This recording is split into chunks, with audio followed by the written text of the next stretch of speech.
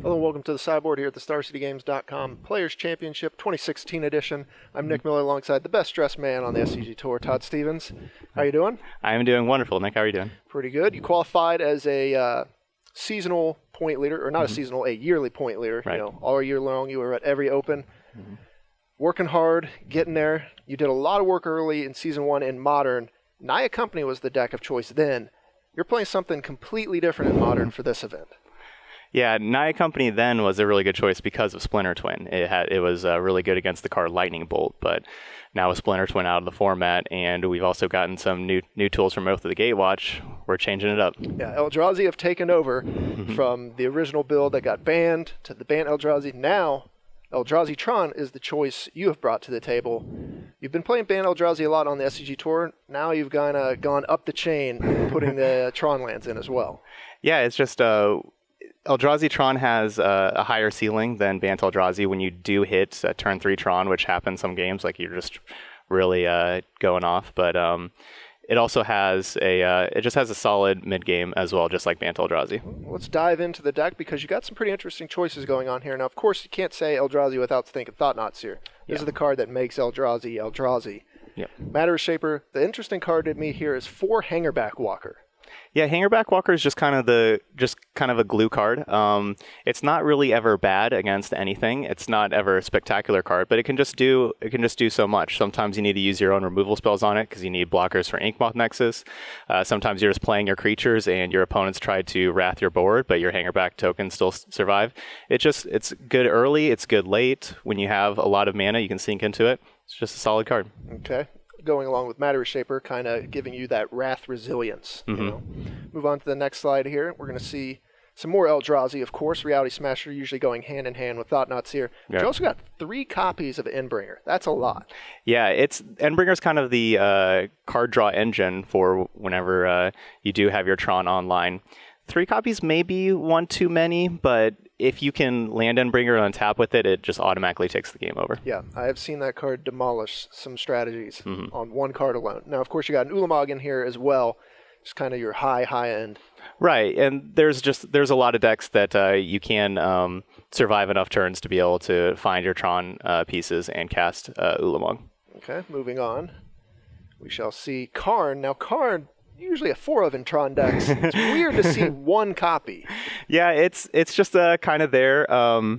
It's just too strong not to play, really. I didn't play it for the longest time, and there's really not any reason not to play at least 1 card. It's pretty hard to cast. The Eldrazi Temple doesn't help it, which is so it's pretty difficult to cast at times. But there's no reason not to play one copy. And we have some Dismembers, and then All Is Dust. This is kind of one of the huge payoffs to playing this style of deck. You know, the banned Eldrazi decks have a hard time casting this card, whereas you, with Tron, you can blow up all the permanents. Yeah, and it is tribal sorcery, so Eldrazi Temple can help towards casting your All Is Dust as well, which is really nice, because sometimes you want to use your Expedition maps, which we haven't gotten to yet, but to get your Eldrazi Temples, and Temples can help cast your All Is Dust.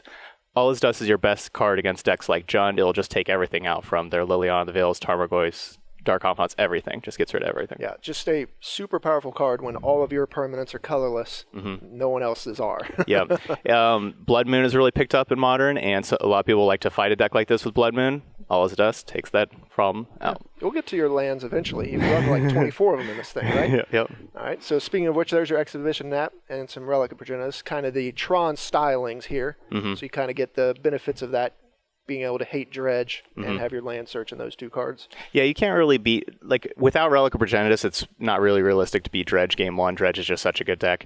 So it's kind of necessary to have in the deck. And it's also just good against a variety of decks. A lot of people are relying on their graveyards these days. Yep, Snapcaster Mage, Tarmogoyf cards. I love being able to block a Tarmogoyf with like a Thopter token and then blowing up Relic afterwards after damage has already been dealt. Love it. All right, well, let's take a look here. Spatial Contortion is your other removal spell of choice. Yeah, that slot is just it's kind of a nod towards Burn or just Zoo type decks. Like I want to be able to kill Wild Nacatls, Eidolons, all that kind of stuff.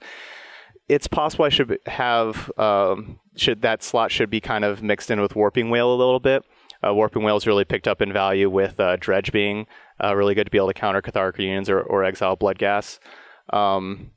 I've always been happy with Spatial Contortion. It's also just a good lightning bolt effect when paired with like a Reality Smasher. Like whenever I'm attacking in, it's a good way to finish the game as well. Yep, just being able to kill them off. And of course, we're going to see the lands here. The Tron, of course, this is why you're playing the deck.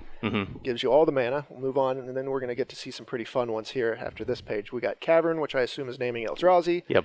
Then you have your 4 Temple. Then 4 Ghost Quarter is a lot of Ghost Quarters.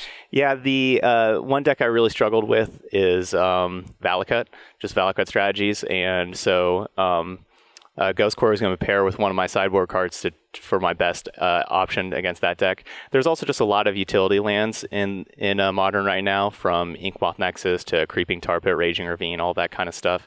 And then against just other Tron builds, it's my best way to fight the other Tron builds as well.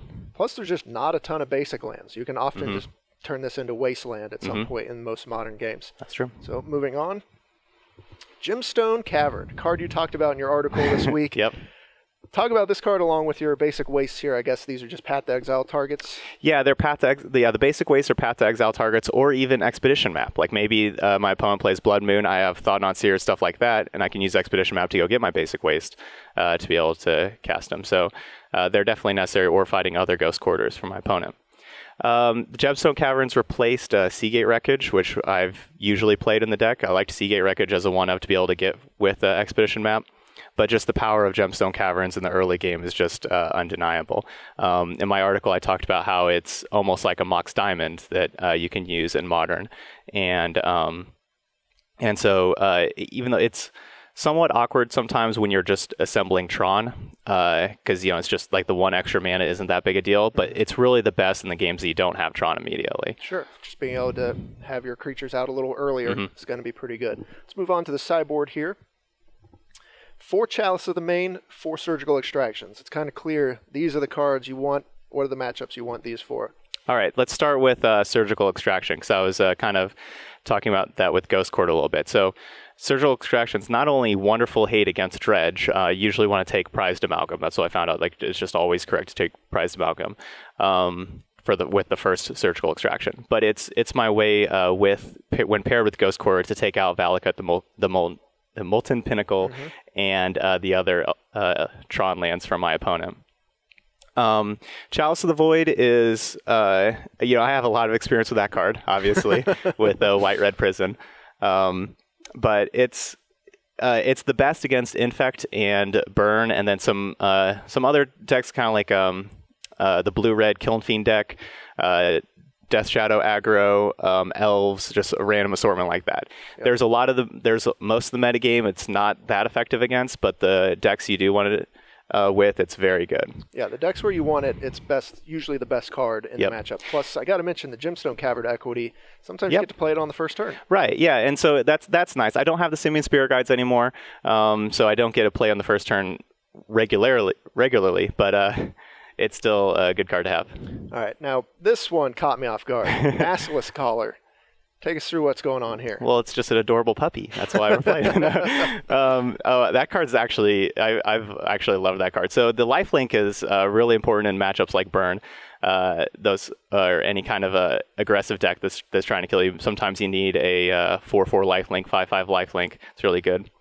Now, the one part that's kind of cute, but it's also just really good is whenever you get to put it on an Endbringer. Because Endbringer can tap to deal 1 damage to a creature. Now, if Endbringer has Death Touch, that creature is just going to be going away unless it's indestructible. Yeah. Suddenly a machine gun has appeared.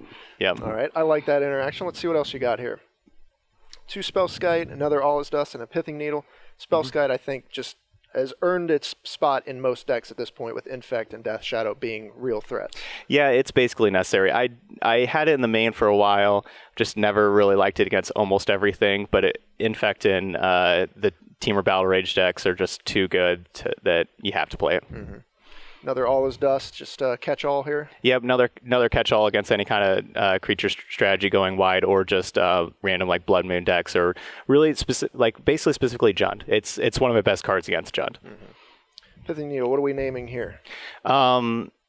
With Pithing Needle, it's just another good catch-all. We can be naming Inkmoth Nexus. It's kind of awkward they were bringing it in when we're bringing in Chalice, but without much acceleration. Chalice usually coming down on 2. It's also just going to be coming in against any kind of Planeswalker deck as well. All right, what do we got? Anything else here? Batter Skull gets its own slide. Yep. Yeah, it's just another good threat against control decks because you can keep returning it back to your hand, keep replaying it, especially if you have lots of mana with the Tron lands. Yeah, just another good card. Right. So you chose to bring this Eldrazi Tron deck, so what are you assuming the metagame's going to look like? It looks like you're kind of eyeballing a lot of Jund mid-range decks. I am. Yeah, I think that I think a lot of people are going to be trying to beat the aggressive decks instead of be the aggressive decks, and so that's why I want to play this. I want to play against Jund, I want to play against Tron, and I want to play against Dredge. All right. Well, you seem to have all your ducks in a row. You know what you want to beat. You know what you got. You got a spicy deck, which is nice to see kind of busting out in the Players' Championship. Yep. Your goal this whole year was to make it. Yep. You did. We're glad you're here. Thanks for joining me here in the sideboard. For Todd Stevens, I'm Nick Miller. Stay tuned to StarCityGames.com all weekend long for the action here in Roanoke.